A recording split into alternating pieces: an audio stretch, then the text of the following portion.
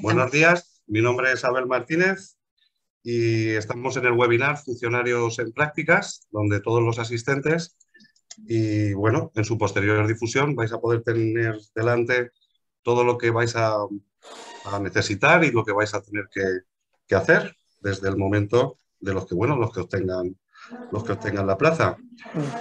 Por la Ley de Protección de Datos, como la grabación va a ser ajustada desde este momento, los vídeos están desactivados. Ya quien quiera aparecer, bueno, pues lo solicita y se le puede dar paso si quiere mostrar su rostro. Los ponentes con los que contamos hoy son José Antonio Ranz Lluvero, presidente de CSIC Castilla-La Mancha Educación, Susana Montoro de CSIC Toledo y María Tapiador de CSIC Ciudad Real. Y con esto yo termino mi parte. Tenéis el chat, ya sabéis que podéis ir haciendo preguntas que se os puedan ir contestando a su debido momento. Y nada, doy paso a José Antonio. Muchas gracias. Buenos días a todos. Gracias por participar en esta webinar de CSIC, de funcionarios en prácticas. Espero que me oigáis bien, porque hay una participante que se llama Almudena que dice que yo no oigo nada. No sé si será un problema de ella o será ¿Cómo un se problema llama? general. Almudena. Almudena. Almudena, ¿puedes levantar la mano? ¿Me oyes?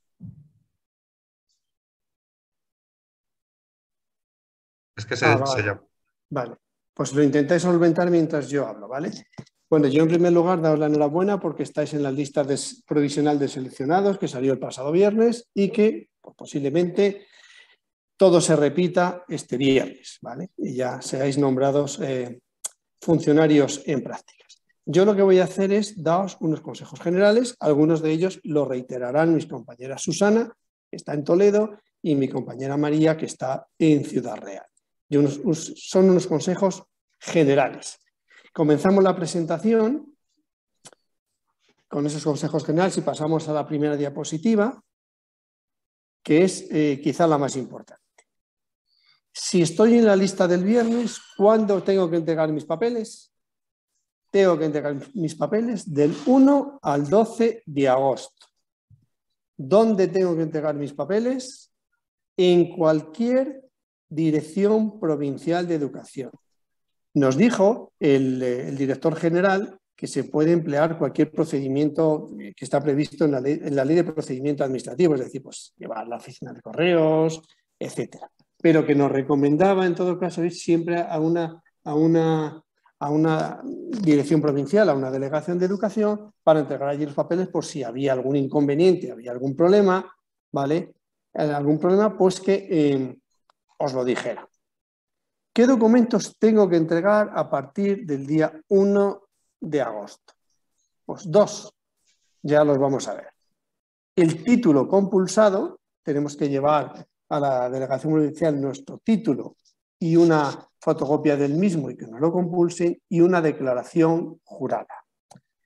En la siguiente diapositiva nos vamos a la convocatoria de oposiciones del 8 de febrero, ¿verdad, Abel? Nos vamos a la siguiente diapositiva y fijaos, ahí nos pone que son 10 días hábiles a partir de la fecha de que se hicieran públicas, como se hacen el viernes. El primer día hábil es el lunes, con lo cual tenemos como días hábiles la primera semana de agosto completa y la segunda semana de agosto también completa, es decir, del 1 al 12 que hemos visto.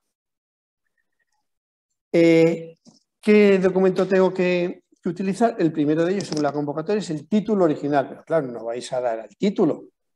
Entonces, con una compulsa del título es más que suficiente, ¿vale? En la siguiente diapositiva nos viene que tenemos que entregar una declaración jurada o promesa de no haber sido separado mediante expediente disciplinario del servicio de ninguna administración, es decir, que no estáis inmersos en ningún proceso para excluiros de la docencia. ¿Y qué documento es el que tenéis que llevar? El anexo 7º que está en la convocatoria, que es el que os vamos a mostrar ahora.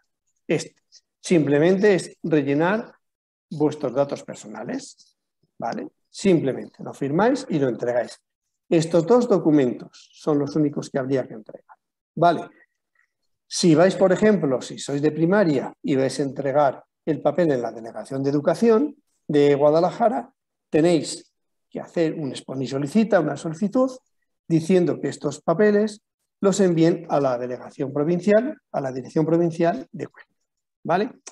El tercer documento que nos dice la administración, pero que nos vamos a olvidar de ella, es que si se da cuenta la administración de que os ha baremado mal algún título, de que es falso algún título, os lo va a requerir, pero nosotros no tenemos que hacer nada.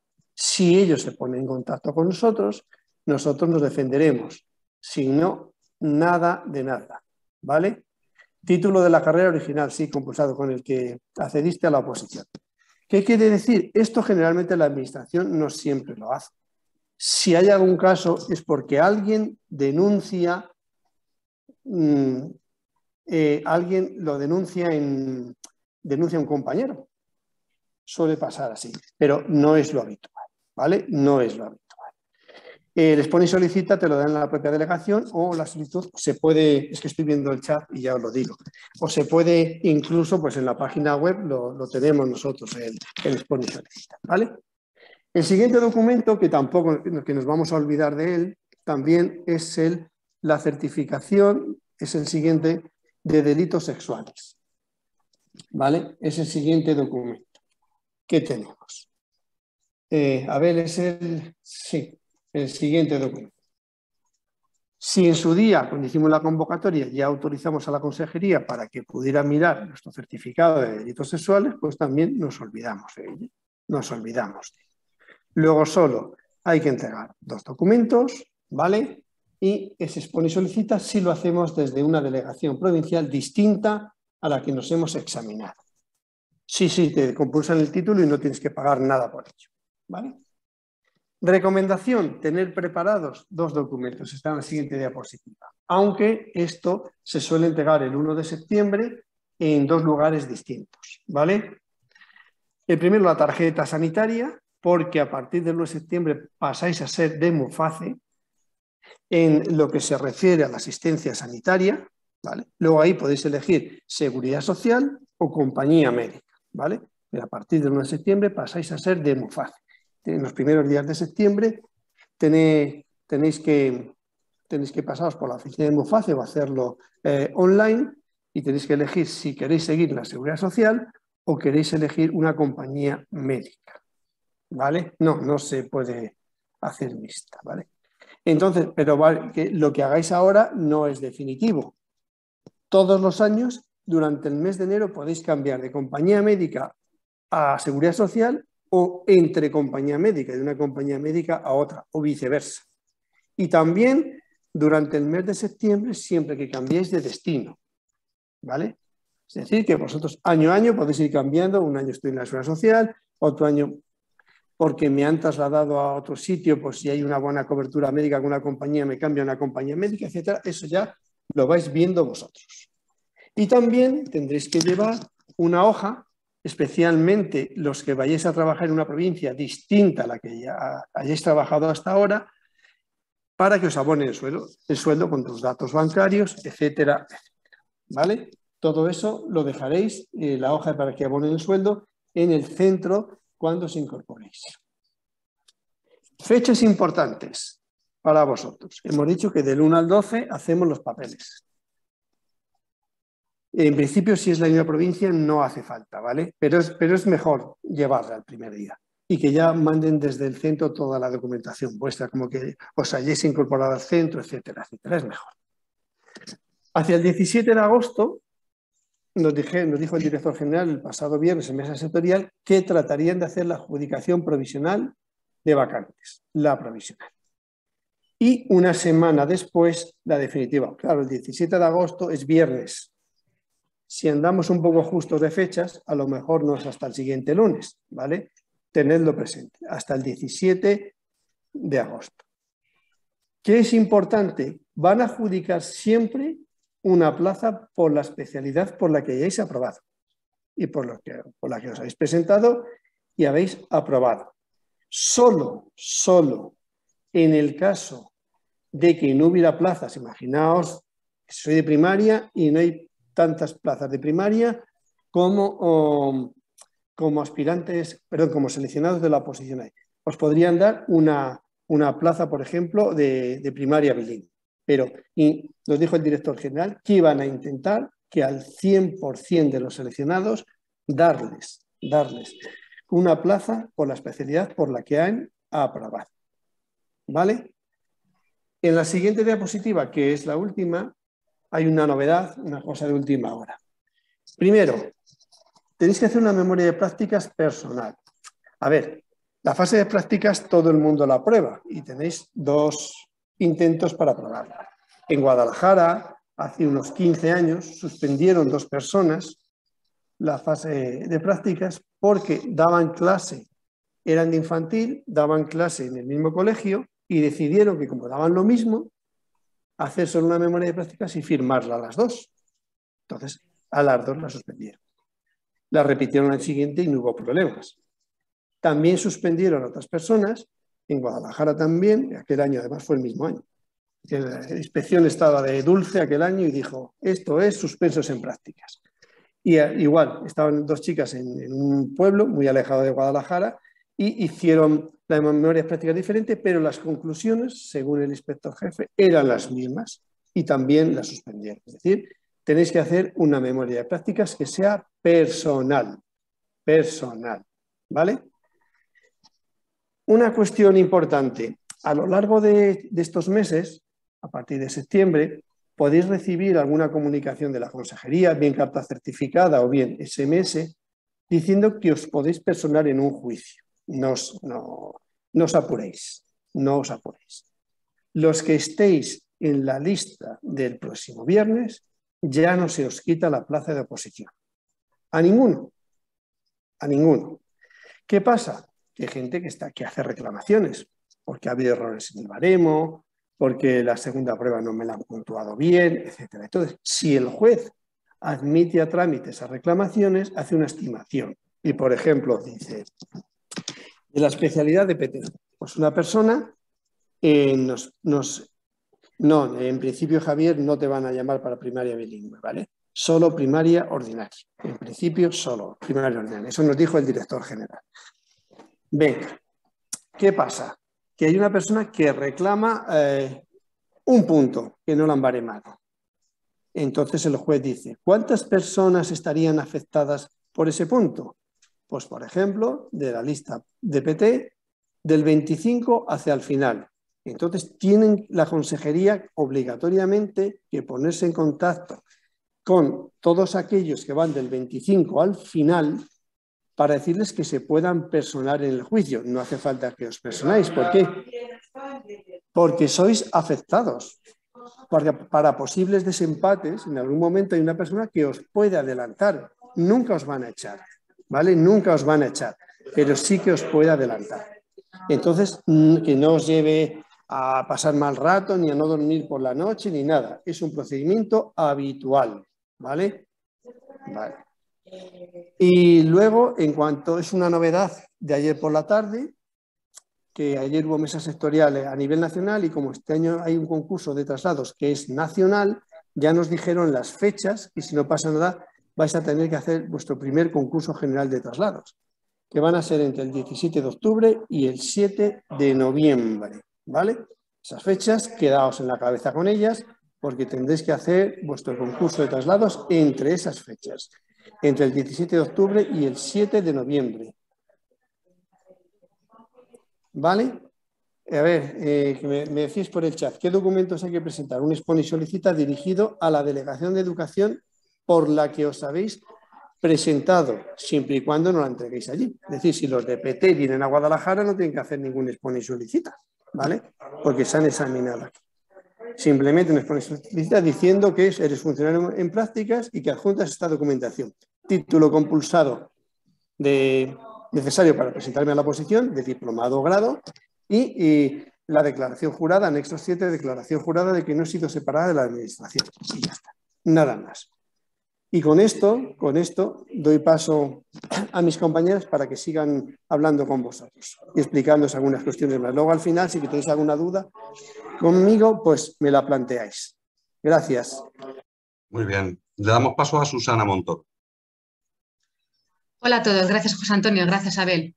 Bueno, pues como han comentado mis compañeros, soy Susana Montoro, estoy en la sede de enseñanza de Toledo y bueno, estoy a vuestra entera disposición, como mis compañeros también, para resolver no simplemente hoy todas las dudas que os surjan sobre los temas que estamos tratando, principalmente del tema de la fase de práctica, sino todo lo que durante este curso escolar y los próximos pues tengáis la necesidad de contactar con nosotros y encantados de ayudaros tanto de forma física, es decir, presencial, como por WhatsApp o por correo electrónico o por teléfono, ¿vale? Eso en primer lugar. Luego, bueno, pues en segundo lugar, daros la enhorabuena. Me imagino y espero y deseo que se confirme que todos habéis aprobado el concurso oposición y el viernes, cuando salga el listado definitivo, volváis a aparecer todos en ese listado. Pasa a la siguiente diapositiva, por favor, Abel. Bueno, yo me voy a centrar principalmente en lo que es la fase de prácticas propiamente dicho. La fase de prácticas viene recogida tanto en la resolución de la convocatoria de oposiciones de maestros, que salió convocada en la resolución del 1 de febrero del 2022, como en una resolución que tiene que salir, habitualmente suele salir a finales de agosto, que regula esta fase práctica. Todos tenéis que pasar por la fase práctica, a no ser que hayáis sido ya funcionarios de carrera en algún momento anterior, pero la inmensa mayoría no es el caso. Para desarrollar mi ponencia me he basado en las dos anteriores resoluciones de las dos anteriores convocatorias de oposición. La de maestros, que salió esa resolución el 30 de agosto, y la de enseñanzas medias del curso pasado, que salió el 23 de agosto. Básicamente suele ser todos los años la misma regulación, la misma resolución que la regula, con algún matiz distinto de un año a otro, que lo voy a matizar para que veáis qué dos opciones puede haber en cada uno de esos matices. Pero bueno, nos esperamos a la resolución de finales de agosto y ahí la podréis leer con detenimiento. Todo lo que yo voy a explicar lo dejamos un poquillo entre comillas por si algo se modifica o cambia. Siguiente diapositiva. Bueno, ¿y ahora qué? Es decir, salgo en el listado definitivo y ¿cuáles son los pasos? Bueno, pues en primer lugar, evidentemente, esperar a la publicación definitiva de seleccionados, como ha dicho mi compañero José Antonio, presentar en segundo lugar la documentación, se os nombrará funcionarios en prácticas y se os asignará destino en práctica para el curso 2022-2023. Comenzará el 1 de septiembre vuestra fase de prácticas y en octubre de este año, octubre-noviembre de este año, tenéis que estar pendientes del concurso de traslados y el concursillo, que esa parte la va a explicar luego mi compañera María. A finales de curso, en el mes de junio, la inmensa mayoría de vosotros seguramente superaréis la fase de prácticas. Ay, mira, me he confundido en la ordenación de las cosas, he repetido los números, no pasa nada. Luego, en septiembre-octubre del 23, habrá una propuesta de nombramiento de funcionarios de carrera. Pasaréis a ser funcionarios de carrera y habrá una publicación sobre enero del 24 y pues, con posterioridad una expedición del título. Bueno, todas estas cosas, todos estos pasos y sobre todo los momentos en los que ocurren estos pasos os ponen muy nerviosos porque veis que llegan muchas veces esas fechas que son orientativas y no ha salido algo publicado. Bueno, no os preocupéis, contactáis con nosotros y os decimos cómo van. Son fechas orientativas. Pasa a la siguiente, Abel. Bueno, vamos a centrarnos en la fase de prácticas. La fase de prácticas la tienen que realizar todos los aspirantes que resulten seleccionados y es un periodo de prácticas tutelada, es decir, vais a tener un tutor. Forma parte del proceso selectivo y tiene como objetivo pues, comprobar vuestra actitud para la docencia. Como ha dicho José Antonio, la inmensa mayoría de vosotros pasáis la fase de prácticas sin ningún problema. Muchos de vosotros ya habéis sido interinos y tenéis experiencia a vuestras espaldas y no creo que vayáis a cometer ninguna atrocidad ni nada grave como para que os suspendan esa fase de prácticas. Pasa, a ver. Para la fase de prácticas se tiene que constituir una comisión calificadora en cada provincia, basada en los profesores en prácticas que estáis en esa provincia, no por especialidades, ¿vale? La constitución de la comisión calificadora en maestros habitualmente suele ser presidida por el inspector jefe o inspectora jefe o quien delegue.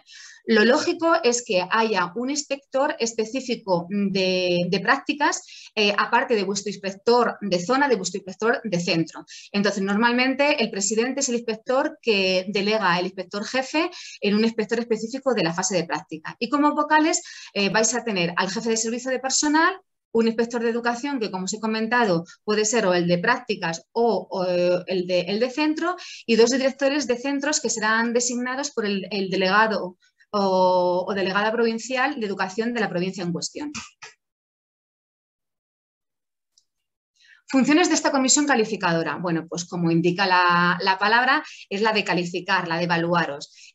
Primeramente, organiza las actividades de formación e inserción, que ahora hablaremos de ambas. Nombra a los profesores tutores, que ahora también hablaremos de ellos. Evalúa el plan de trabajo de los funcionarios en prácticas, es decir, todo lo que vais a desarrollar o debéis desarrollar a lo largo de este periodo de prácticas. Y finalmente califica en base a una serie de documentos y de entrevistas el que hayáis llegado a buen término esa fase de prácticas. Funcionarios en prácticas. Bueno, pues me dirijo directamente a vosotros. ¿Qué tenéis que hacer como funcionarios en prácticas durante este periodo de la fase de prácticas? Bueno, pues tienen que ser unas prácticas efectivas en el centro, es decir, que cumpláis, ahora lo especificaré, que cumpláis un periodo en concreto de tiempo en el centro. En segundo lugar, tenéis que realizar unas actividades de inserción. En tercer lugar, unas actividades de formación. Y por último, el informe o memoria final. Pasa bien. En relación a las prácticas efectivas en el centro, como os acabo de adelantar, significa que tenéis que estar de forma efectiva realizando docencia directa en el centro educativo. Lo habitual, lo general, es 6 meses desde el 1 de septiembre al 31 de marzo del 2023. ¿Vale? Quienes tengan concedido por algún motivo un aplazamiento o una interrupción podrán completar hasta el 30 de junio esa fase de prácticas. ¿Quiénes pueden haber aplazado o interrumpido durante este periodo la fase de práctica? Pues, por ejemplo, si tenéis una baja o bien una baja laboral, una ITE o otro tipo de situaciones que ahora veremos. ¿Quiénes no tienen que cumplir los 6 meses rigurosos que especifica la norma? Bueno, pues se reduce a 3 meses en el caso de todo lo relacionado con la maternidad. Maternidad, lactancia, paternidad, adopción y acogimiento. Con lo cual, en 3 meses, aquellas personas que estén en esta situación, durante el curso escolar del 1 de septiembre al 30 de junio tenéis que tener al menos 3 meses de práctica efectiva en el centro. No tenéis que cumplir lo de los 6 meses. Como os he comentado, una de las cosas de esta fase de prácticas es que es un periodo tutorizado, con lo cual se os va a nombrar un tutor. ¿Quién es este tutor? Bueno, pues la comisión calificadora, a propuesta del director de vuestro centro donde vayáis a ejercer este año, va a nombrar a un tutor. Preferentemente para el tema de los profesores maestros en prácticas, suele ser un profesor de dicho centro que sea funcionario de carrera y que al menos lleve 5 años de servicio en el cuerpo. ¿Cuáles son las funciones del tutor? Pues la de asesorar e informar al funcionario en prácticas, la de evaluar y orientar su actuación, reconduciéndole si fuese necesario, si tuviese alguna duda o si por parte del inspector en las visitas que haga ve que hay algo que modificar o que mejorar. Tiene que asistir este tutor al menos 2 sesiones mensuales a la clase que imparte el profesor en prácticas. y finalmente, al final de todo el proceso, va a emitir un informe en donde se va a valorar los aspectos de la fase de prácticas de su tutorizado, de su profesor en prácticas. En el anexo 1 de la resolución que salga a finales de agosto, que regula la fase práctica, ese anexo 1 es el que rellena, que completa el tutor en prácticas. Y este informe será remitido a la comisión calificadora. Os tengo que comentar que siempre que llegáis el 1 de septiembre al centro os ponéis muy nerviosos por saber quién es vuestro tutor, por saber todas las cosas que estamos hablando y, sin embargo, la comisión calificadora, el nombramiento de los tutores, de esa comisión calificadora, etcétera, etcétera, se lleva su tiempo y normalmente no es todo a 1 de septiembre, sino que a lo largo del mes de septiembre, incluso hasta el mes de octubre, no veréis que empieza a rodar la dinámica de la fase de práctica. Así que con calma, aún así, para cualquier cuestión, como os he comentado, pues nos llamáis y os lo vamos aclarando por si aún no se han puesto en contacto con vosotros ni desde delegación, la comisión calificadora, ni vuestro inspector de prácticas o inspector de zona, y tampoco tenéis nombrado tutor por parte de esta comisión a propuesta del director del centro o directora. En cuanto a las actividades de inserción, bueno, pues como os he comentado, estarán tutorizadas por el profesor tutor y versarán sobre la programación de aula, la evaluación del alumnado, el funcionamiento de los órganos de gobierno, participación y coordinación y tutoría de alumnos. Los directores, en la medida de lo posible, han de adoptar las medidas necesarias para que las horas no lectivas vuestras, si es que tenéis alguna, porque normalmente esto está más enfocado para el profesor de secundaria que para los maestros, porque los maestros la inmensa mayoría de las veces tenéis todas vuestras horas de docencia, a excepción de la famosa exclusiva. Pero bueno, en la medida de lo posible, aquellas horas que no tenéis docencia directa, que no son lectivas, los directores os deberían de dejar al tutor y a vosotros poder realizar las actividades propias de la fase de práctica.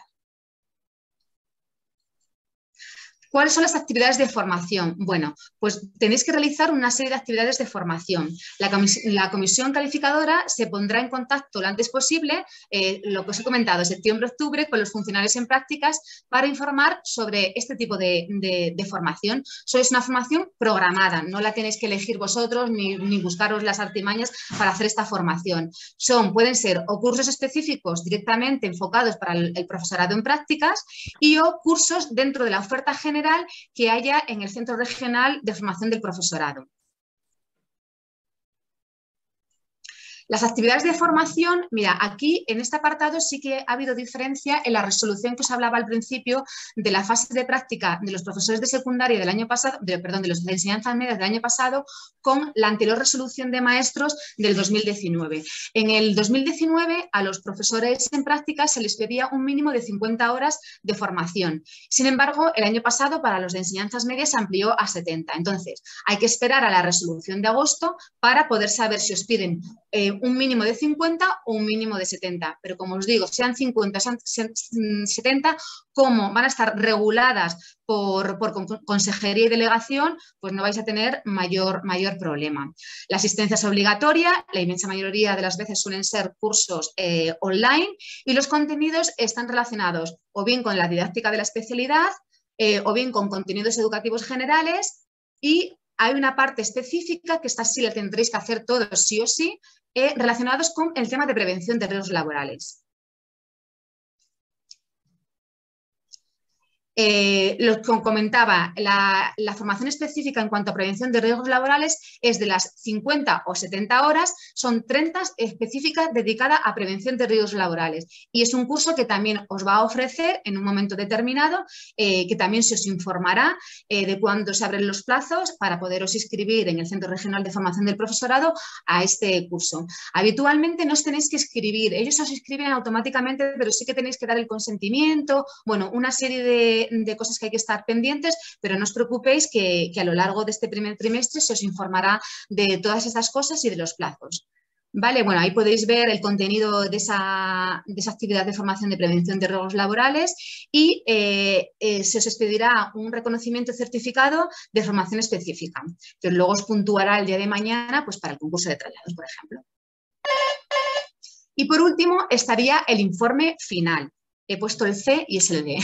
El informe final o la memoria final en los aspirantes en el que vosotros, los funcionarios en prácticas, tenéis que reflejar, por un lado, el trabajo realizado durante el periodo de prácticas, la valoración global de esta fase de práctica, las dificultades encontradas y los apoyos recibidos. Este informe será enviado al término de la fase de prácticas a la comisión calificadora. Como os he comentado, aquellos que desde el 1 de septiembre estéis incorporados de forma efectiva a hacer la fase de práctica, finalizará a 31 de marzo, con lo cual hasta el 31 de marzo tenéis que, al final de este periodo, elaborar esta memoria de prácticas. Evidentemente, aquellas personas que por cualquier circunstancia se tenga que demorar o alargar su periodo de fase de práctica hasta final de curso, pues podrán tener otros plazos, evidentemente, para entregar esta memoria. Aquí os hemos puesto un ejemplo de informe final, de memoria final, porque en las últimas resoluciones de los últimos años solamente especifican los 4 o 5 puntos que os he comentado anteriormente. Pero bueno, aquí podéis ver cómo desarrollarlo, porque no existe ningún modelo oficial y podéis tener, pues como siempre, una introducción, una descripción y análisis y bueno, como os lo vamos a pasar después a partir de mañana esta charla, lo podéis ver o si no contactéis con nosotros porque me ha quedado un poco pequeño y a lo mejor no lo veis concretamente, pero bueno, lo que os comentaba. Déjala un momentito, Abel, y lo digo en voz alta por si... Vale, lo que os comentaba, un primer punto, una introducción, un segundo punto, descripción y análisis y un tercer punto, la valoración. Pues es desarrollar un poco lo que la resolución viene de forma un poco global. Pasa a ver. ¿Cómo se evalúa? ¿Quiénes van a evaluar a los funcionarios en prácticas? Bueno, pues ¿quién evalúa? Como os he comentado al principio, la comisión calificadora. ¿En base a qué? En base a varios informes. En base al informe final o memoria final que hagáis los funcionarios en prácticas, que como ha comentado mi compañero, pues hay que ser un poco original y no corta pega de compañeros anteriores. Luego, un informe del profesor tutor junto con un informe del director, que ambos vienen en el anexo 1 de la resolución que vaya a salir publicada a finales de agosto, el informe de los responsables de las actividades de formación, es decir, que habéis superado esos cursos de formación de forma correcta, y por último, un informe del inspector de educación designado, o bien el inspector del centro o bien el inspector de prácticas. Y con todos estos informes se remiten a la comisión calificadora y ellos emitirán la calificación final. Pasa a ver. Aquí es el ejemplo del informe del tutor que viene en el anexo 1 de la resolución. Pasa.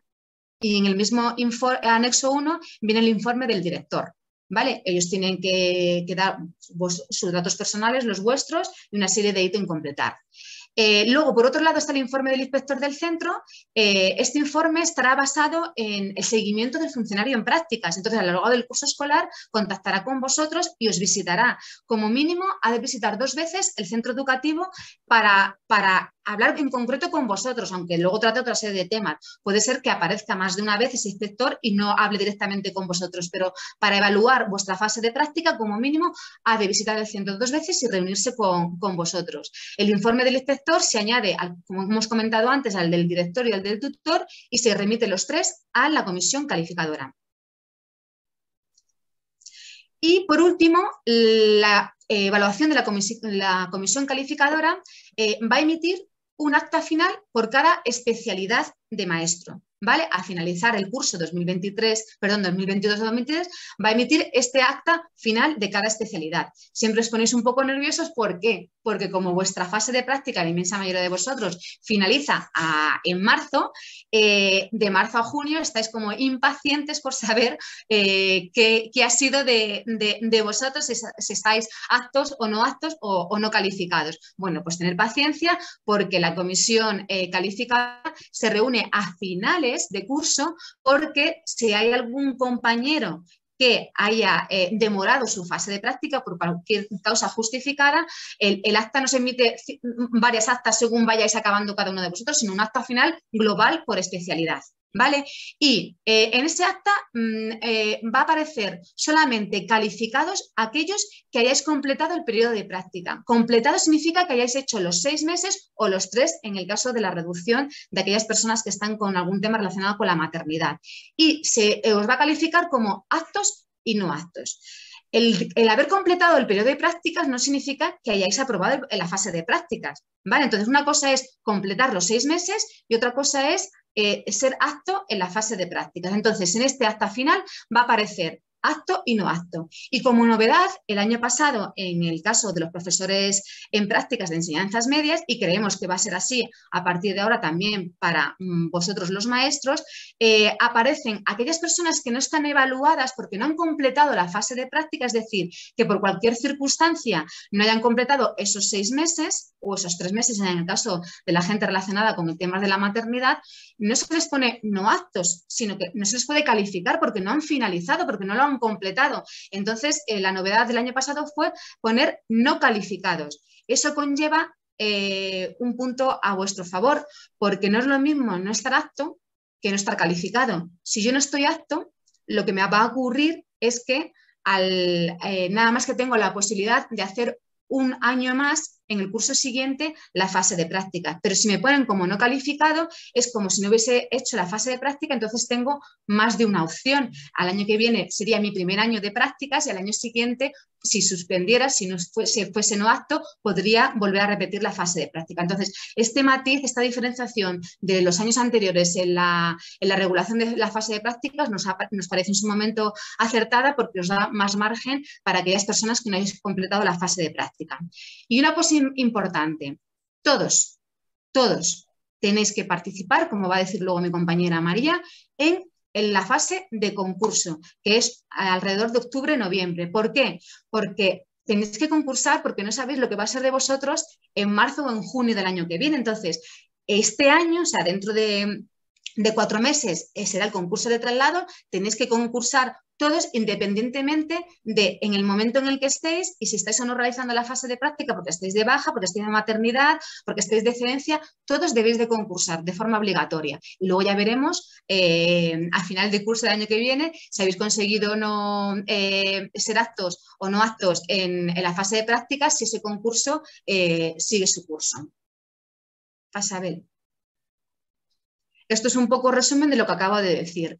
La evaluación de la comisión calificadora cuando se es no apto, se os va a remitir de forma individualizada una resolución explicando que no estáis aptos y el motivo y un informe sobre los aspectos a corregir, sobre los motivos por los cuales os han puesto como no apto para mejorar y poder repetir la fase de prácticas al curso siguiente. Como os he comentado, solamente se puede repetir la fase de práctica en el caso de ser no aptos un solo curso, es decir, en el próximo curso 23-24. Pero también es verdad que ante esta resolución que os remita, cabe recurso a alzada. No es lo habitual, la inmensa mayoría de vosotros finalizáis la fase de prácticas con éxito y sois aptos, pero bueno, hay que saberlo todo para que sepáis a lo que ateneros.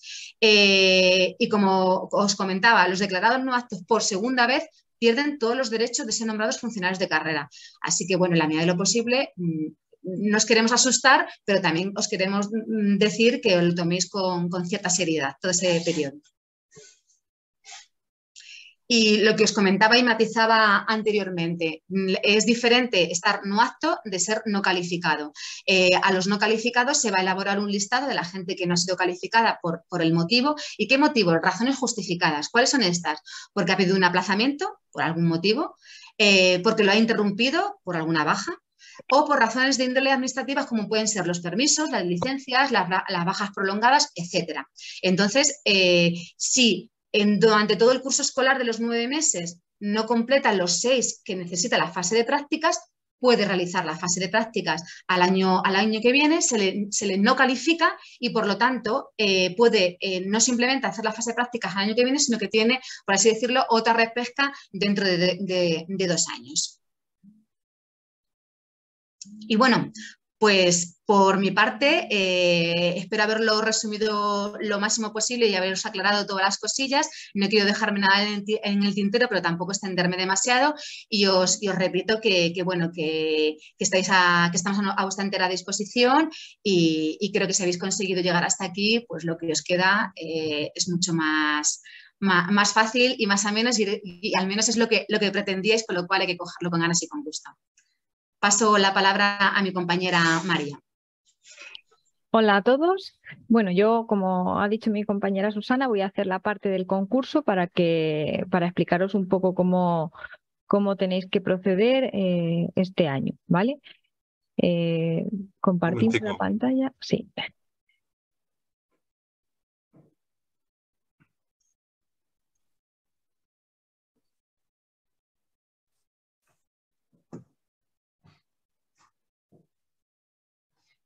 Un segundico.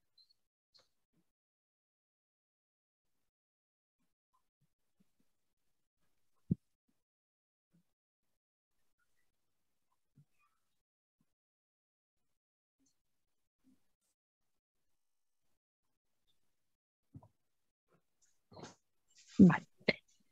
Bueno, pues ya estamos aquí.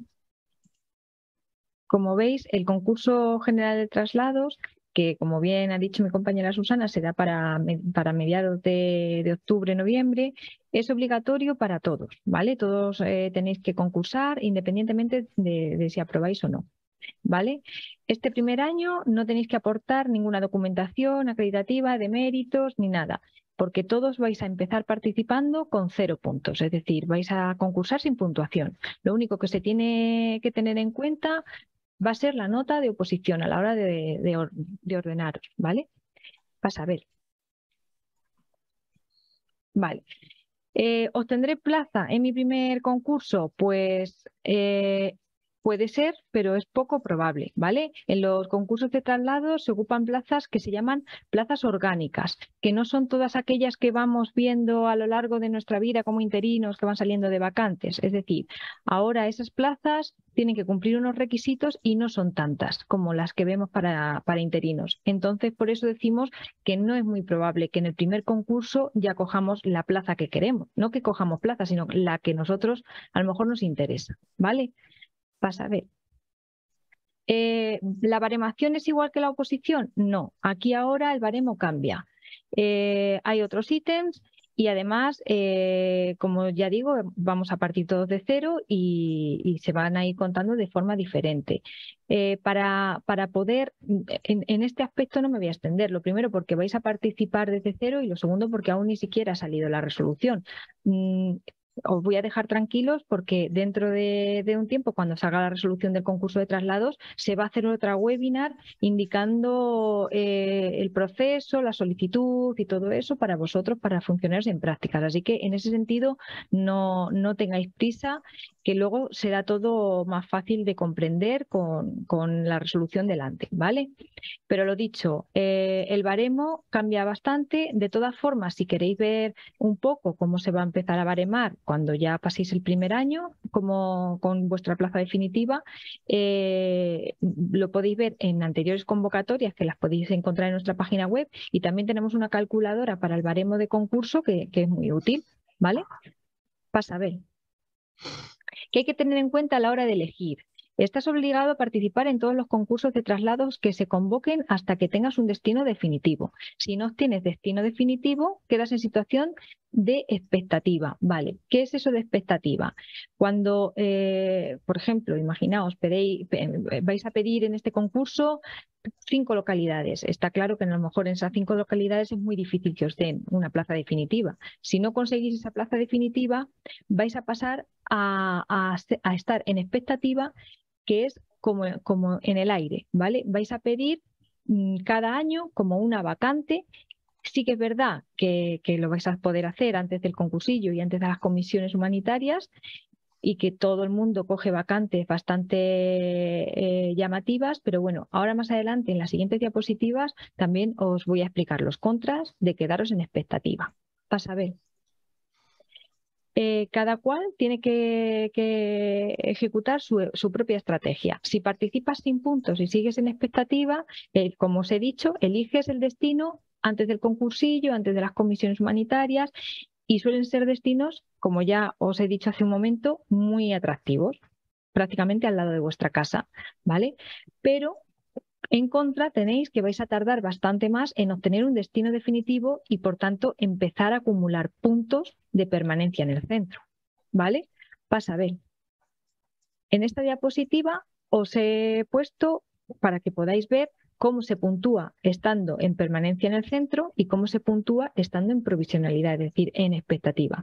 Como podéis ver, si vosotros cogéis desde el primer momento un destino definitivo, aunque no sea al lado de vuestra casa, los 2 primeros años vais a puntuar 2 puntos, ¿vale? Pero a partir del tercer año, la suma ya va a ser de 4 puntos y a partir del cuarto año y ya consecutivamente 6 puntos. Parece que no, pero cada punto en un concurso de traslados vale millones, porque te da la posibilidad de acercarte a la plaza por la que tú estás luchando, ¿vale? En cambio, si tú te quedas provisional, como ya hemos dicho, te vas a ir quedando cerca de casa, te van a ir dando un destino en tu acto público porque estás en expectativa, pero solo vas a ir puntuando 2 puntos por año. Es decir, imaginaos que os quedéis 3 años en provisional. Vosotros vais a ir puntuando 2 puntos cuando una persona que ya tiene un destino definitivo tiene esos 2 puntos, esos 2 años, pero ya el tercero ya va a tener 4. Ahí ya os va a adelantar en 2 puntos. Y ya os digo que 2 puntos en un concurso de traslados son muy importantes, ¿vale? Pasa a ver. Si os dan, por ejemplo, llega un momento al cabo de los años que vosotros estéis en expectativa, tenéis que tener en cuenta que eso no es para siempre, que no puedo estar en expectativa hasta que por fin consiga mi plaza deseada. El estar en expectativa también implica que te puedan dar de oficio. Eso sí, si te dan de oficio dentro de la provincia que tú hayas elegido. Suele ser al tercer año o así cuando ya te dan de oficio, ¿vale?